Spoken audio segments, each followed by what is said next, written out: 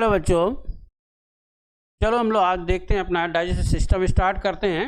Interested part है आपका है। इसे कई भागों में बांटा गया है। फर्स्ट आपका आता है जैसे डाइजेस्टिव ऑर्गन, सेकंड पर चलते हैं डाइजेस्टिव ग्लैंड, नेक्स्ट आता है आपका डाइजेशन, फोर्थ पर चलते हैं हम एब्जॉर्प्शन एंड एसिमिलेशन। डाइजेशन होता क्या है, इसमें मैक्रोमोलिक्यूल्स जो होते हैं वो विभिन्न प्रकार के एंजाइम्स के द्वारा रिएक्ट करके या केमिकल रिएक्शन के द्वारा माइक्रोमोलिक्यूल्स में चेंज होते हैं और भोजन का पाचन होता है। Chemically digestion is hydrolysis. उसने कहा कि जो केमिकली डाइजेशन होता है वो एक हाइड्रोलाइसिस प्रोसेस होता है। And alimentary canal is main digestive organ, और जो आहार नाल होती है उसको मेन डाइजेस्टिव ऑर्गन माना गया है, विच इंक्लूड्स में कई पार्ट्स आते हैं। जैसे कि फर्स्ट है आपका माउथ आएगा यानी मुख वाला भाग, सेकंड पर आता है वक्कल कैविटी, थर्ड पर आता है आपका फेरिंग्स, नेक्स्ट आपका फोर्थ नंबर इसोफेगस, फिफ्थ पर चलते हैं हम लोग आते हैं स्टमच, सिक्स आता है आपका स्मॉल इंटेस्टाइन। स्मॉल इंटेस्टाइन के अंतर्गत आपका ड्यूडनम है, जेजुनम है और इलियम, तीन पार्ट आते हैं आपके। नेक्स्ट आपका आता है इसमें लास्ट पॉइंट जो है आपका लार्ज इंटेस्टाइन, और इसमें कोलन, रेक्टम और सीकम, तीन पार्ट फ्यूज होते हैं। माउथ एंड बक्कल कैविटी आखिर है क्या चीज़, माउथ और बक्कल कैविटी को हम लोग समझेंगे यहाँ पर। और उससे पहले हम देखना चाहते हैं कि जो एलिमेंट्री कैनाल उसकी लेंथ कितनी होती है और ब्रेथ कितनी होती है और क्या फंक्शन है। एलिमेंट्री कैनाल की लेंथ लगभग 10 मीटर होती है, मस्कुलर है या मस्कुलर ट्यूब्स कह सकते हैं हम इसको। और एलिमेंट्री कैनाल स्टार्ट जो होती है माउथ से लेकर के इसका एंड पॉइंट होता है एनस पर। ये मोस्टली फूड का डाइजेशन करती है और न्यूट्रिएंट बनाती है एवं एनर्जी प्रोड्यूस करती है। Alimentary canal include pharynx, oesophagus, stomach, small intestine, large intestine, मैंने आपको पहले ही बता दिया है। Alimentary canal consist of following parts, ये निम्न पार्ट्स में कंसिस्ट होती है। Buccopharyngeal cavity, oral cavity. फिर ओरल कैविटी को डिवाइड किया जाता है दो भागों में, vestibule and oral cavity proper. Tongue, इसको हम लोग जीभ कहते हैं, एक मस्कुलर स्ट्रक्चर है। Upper surface of tongue is uneven due to the presence of filiforms. इसकी जो आकृति होती है फिलीफॉर्म्स के आकार की होती है। फंगीफॉर्म्स एंड सर्कमपैलेट पेपलीज, कुछ विशेष पेपली पाई जाती है या अंकुर पाए जाते हैं। फंगीफॉर्म्स एंड सर्कमपैलेट पेपली कंटेंट टेस्ट बर्ड पर स्वाद कलिकाएं पाई जाती हैं इन मैन यानी मनुष्य में। The anterior end of tongue feel sweet, जिसका एंटीरियर पार्ट होता है टंग का, तो भोजन में जो मीठा स्वाद होता है उसको ग्रहण करता है। Small part of behind the anterior and feel salt taste, last इसमें जो पार्ट होता है वो नमकीन स्वाद को ग्रहण करता है। Posterior part feels bitter and sides feel salt taste, इसका पोस्टीरियर पार्ट होता है वो विटर टेस्ट को एक्सेप्ट करता है और साइड के जो भाग होते हैं वो सॉर या खट्टे पदार्थ या खट्टे टेस्ट को एब्जॉर्ब करते हैं। अब हम आते हैं टीथ पर। Teeth are thecodont, diphyodont and heterodont. हम लोग इसको कह सकते हैं कि यानी कहने का मतलब ये पेल्विक कैविटी में धंसे हुए होते हैं, जीवन में लाइफ में दो बार निकलते हैं और डिफरेंट टाइप के होते हैं, इसलिए इनको हमने हेटोडोंट कहा। Teeth of the first set are known as milk teeth, जो पहला सेट इसका होता है उसको मिल्क टीथ के नाम से जानते हैं। और डेसियो टीथ आर न 20, इनका जो नंबर होता है वो लगभग 20 होता है, या हम कह सकते हैं जो हमारे मिल्की टीथ होते हैं वो संख्या में 20 होते हैं। And the permanent teeth are 32 in number, और जो स्थायी दांत होते हैं परमानेंट टीथ होते हैं वो 32 होते हैं। डेंटल फार्मूला हम इसमें देखते हैं जो मेंस में पाया जाता है। इंसाइजर 2/2 लिखा हुआ है, कैनाइन 1/2, प्रीमोलर 2/2 और मोलर 3/2। यानी कहने का मतलब है जो हमारा डेंटल फार्मूला है वो अपर जॉ और लोअर जॉ से मिलकर के बनता है। अपर जॉ में भी 16 टीथ होते हैं और लोअर जॉ में भी 16 टीथ होते हैं, इसलिए इनका टोटल नंबर ऑफ 32 हो जाता है। In each half of each jaw, प्रत्येक जबड़े में 2 इंसाइजर, 1 कैनाइन, 2 प्रीमोलर और 3 मोलर दांत उपस्थित होते हैं। इंसाइजर टीथ फॉर वाइटिंग, जो इंसाइजर टीथ होते हैं वो वाइटिंग का कार्य करते हैं, फूड मटेरियल को वाइटिंग करना। Canine for tearing of food, ये भोजन को फाड़ने का कार्य करते हैं। Premolars and molars help in grinding और molars also crush the food. और मोलर जो टीथ होते हैं वो भोजन को क्रश करते हैं। नेक्स्ट अब हम इसका स्ट्रक्चर देखते हैं। लेफ्ट पर दिया गया है लोअर जॉ और राइट साइड पर है अपर जॉ। तो लेफ्ट पर हम आते हैं, जो टॉप रीजन देखते हैं जिसको हम लोग कहते हैं, जहाँ पर विजडम टीथ का स्ट्रक्चर आपको दिख रहा है, इसको हम मोलर कहते हैं।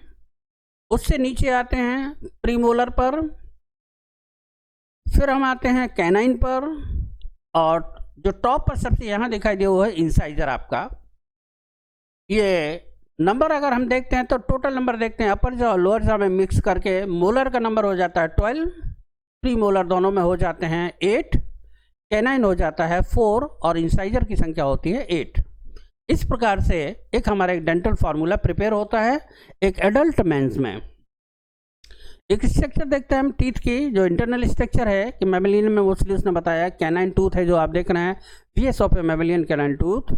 जो वर्टिकल एक स्ट्रक्चर दिया गया है, सबसे आप टॉप रीजन पर जो टीथ में देखते हैं वाइट कलर जो होता है, वाइट रंग का एक पॉलिश है, उसको कहते हैं हम लोग एनेमल। ये सबसे बॉडी का सबसे हार्ड पार्ट होता है, इसलिए हम कहते हैं कि दांत के ऊपर एक एनेमल की लेयर पाई जाती है, इसके कारण दांत सबसे कठोर होता है। नीचे हम देखते हैं उसमें आते हैं, जो लेफ्ट साइड पर देख रहे हैं आप लिखा हुआ है क्राउन, इसको हम शीर्ष भाग भी कह सकते हैं। उसके बाद लिखा है नेक, फिर जॉबोन, फिर रूट, और नीचे जो है ब्लड वेसल्स एंड नर्व्स।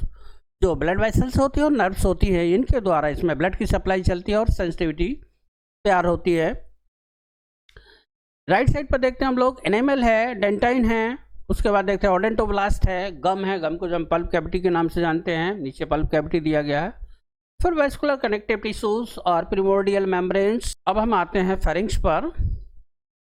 ये एक प्रकार से जंक्शन है, इसमें ये पूरे हमारे 5 पार्ट आएंगे। ये हम कह सकते हैं इसमें फर्स्ट है वक्कल कैविटी, सेकंड आपका नेजल चैम्बर, थर्ड है आपका ईस्टिशियन ट्यूब, फोर्थ है आपका ट्रैकिया, और लास्ट है आपका इसोफेगस। ये पूरा एक जंक्शन है, इन पांचों को मिलाकर के एक फेरिंक्स प्रिपेयर होता है।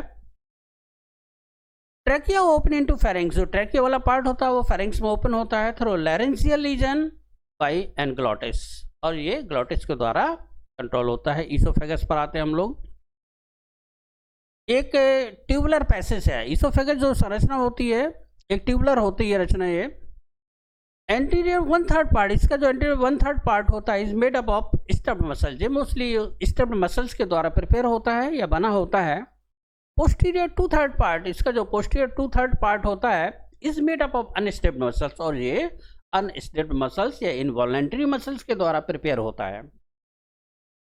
अब हम स्टमच पर चलते हैं, देखते हैं स्टमच में क्या है। ये बहुत ही हमारा नेसेसरी पार्ट है बॉडी का, जिसका कि हम लोग बहुत ज़्यादा ध्यान रखना पड़ता है। दिन भर खाने पीने की वस्तुएं जो हम लोग खाते हैं, इसलिए इसकी देख रेख बहुत आवश्यक है। तो स्टमच में आते हैं, एक बैग लाइक स्ट्रक्चर है ये, जिसको हम कह सकते हैं एक हमारा सैक है या बैग है। डिवाइड इनटू 3 पार्ट्स, ये 3 भागों में बांटा गया है। Cardiac stomach, fundic stomach, pyloric stomach. Cardiac stomach जो होता है वो एक हमारा एंटीरियर पार्ट है, फंडिक स्टमच हमारा मिडिल पार्ट, और पाइलोरिक स्टमच जो है वो पोस्टीरियर पार्ट होता है। फंडिक स्टमच जो है मोस्टली ये रिस्पॉन्सिबल होता है एक विशेष प्रकार के एंजाइम्स को सीक्रेट करता है, हम इसको कह सकते हैं गैस्ट्रिक जूस को सीक्रेट करता है, जिसको हम HCl के नाम से जानते हैं, हाइड्रोक्लोरिक एसिड के नाम से जानते हैं, जो कि भोजन को सड़ने से बचाता है।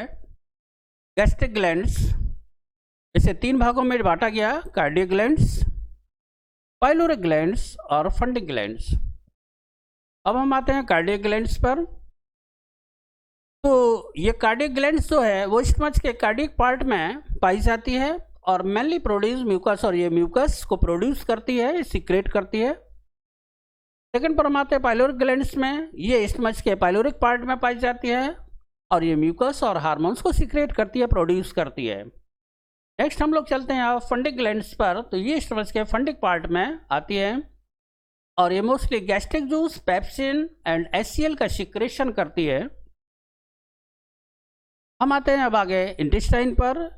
ये बहुत ही इंपॉर्टेंट पार्ट है बॉडी का। इंटेस्टाइन को मोस्टली 2 भागों में डिवाइड किया गया, small intestine and large intestine. तो part of alimentary canal, mostly उसने कहा कि यह एक एलिमेंट्री कैनाल का पार्ट है, ट्यूबुलर इन शेप, आकार में एक ट्यूब के आकार की रचना होती है। इंटेस्टाइन को हम दो भागों में डिवाइड करते हैं। लेफ्ट पर देखते हैं हम लोग स्मॉल इंटेस्टाइन और राइट पर चलते हैं लार्ज इंटेस्टाइन।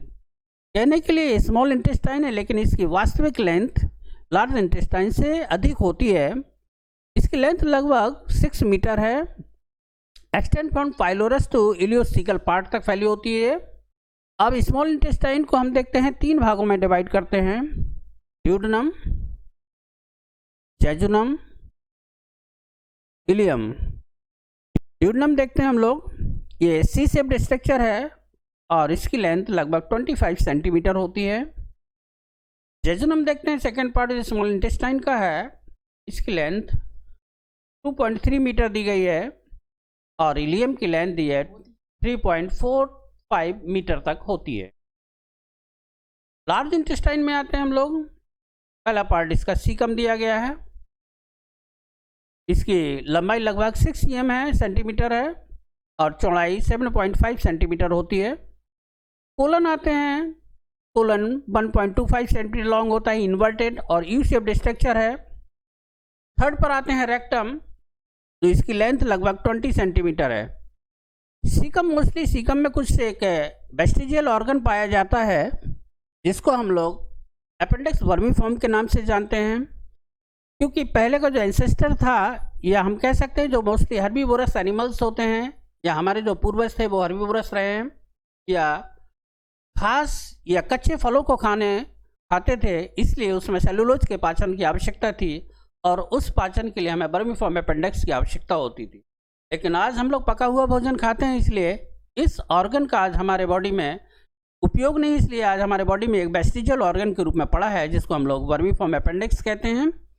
इसके बाद कोलन पार्ट आता है। कोलन में कुछ विशेष रचनाएं पाई जाती हैं जिनको हम हॉस्ट्रा कहते हैं। और लास्ट पार्ट आता है रेक्टम। रेक्टम के द्वारा ये रेक्टम या एनस होता है जिसके द्वारा मल त्यागा जाता है।